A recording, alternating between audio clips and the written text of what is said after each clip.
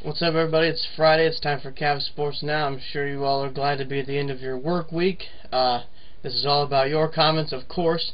And starting off today with a question from Jackie from Facebook. What do you think of the Buster Posey collision? And what do you think about the Oakland A's manager telling his catcher, don't block the plate? Do you think there should be rule changes? What are your thoughts on it? Well, I think the Buster Posey collision was an unfortunate byproduct of baseball. And it's really something that's unavoidable. There's a lot of ways to score in basketball and football, but there's only one way to score a run in baseball, and that's to touch home plate, making it the most important base and the most important phase of the game. And from a defensive standpoint, if you're a catcher and you got a guy running at you, you want to block that base. Now, as far as equipment, I think that if they want to do an equipment test, see if they can get better equipment, safer equipment for the players, I'm all for that. I don't think there should be a rule change, but look at the NFL. You know, they made all those rule changes about head collisions and head and neck injuries, and then they find out their helmets only scored a 2 or a 3 out of 5 on safety ratings, and college football was even worse. So, I think the equipment's got to be upgraded. That's what I think should happen, and I can't see myself telling my catcher, oh, don't block the plate. That's just part of the game. That's a good question, though. Moving on, Riley from Facebook asks, best young quarterback in the NFL. That's a hard question. Keep them coming, Riley. I appreciate them, man. As far as success goes, Mark Sanchez. I gotta say Mark Sanchez, because he's made it to 2 AFC title games in a row. It's hard to argue with that. I think he's got a better team around him. Matt Ryan, I think, is a better quarterback, but he doesn't have as good of a team around him, and he hasn't had the playoff success.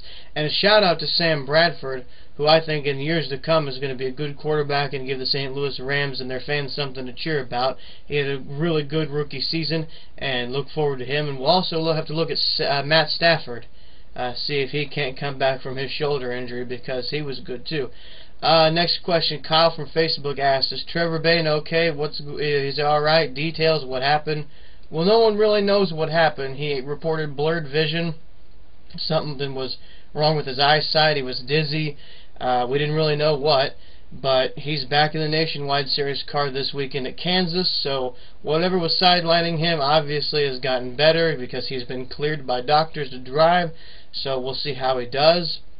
Next question comes from Twitter.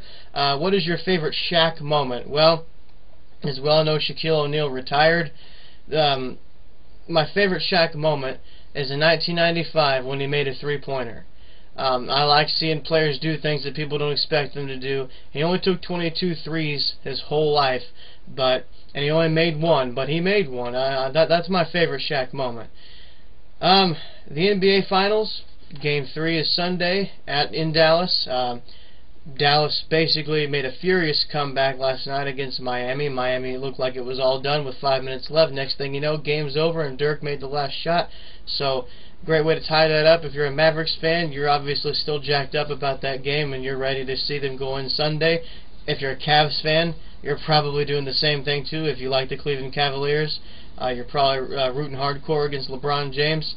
The NHL Finals, Vancouver won Game 1, and Saturday they're going at it again on NBC or Versus. You should be able to catch it on one of those. So that's a good series. That's a series that could easily go 7 games, so be looking out for that. And today was a day that started off with optimism for a lot of NFL fans and has ended with an injunction from the owners. So the court's rulings and all that is all put off and suspended and done, and they're going to try to work it out with the NFL Players Union. It could be worked out tomorrow, it could be worked out next week, next month. Really nothing has changed. They've been trying to work that out ever since the Super Bowl game was over, so it could be worked out, but I doubt it. I'll bet you this drags on for another couple months. This is a $2 billion industry every year. I don't know who wouldn't want to play their own sport, but rich people never cease to amaze me. This Sunday, the Sprint Cup Series hits Kansas, so I'll be looking out for that Sunday on Fox. And I just got to say, I don't have a problem with LeBron James. I know a lot of people have a problem with LeBron James. I've been, a lot of hater talk. I live in the Midwest. I'm from the Midwest, but I don't have a problem with what LeBron James did. He stayed in Cleveland. He got them to the finals. They got swept by the Spurs.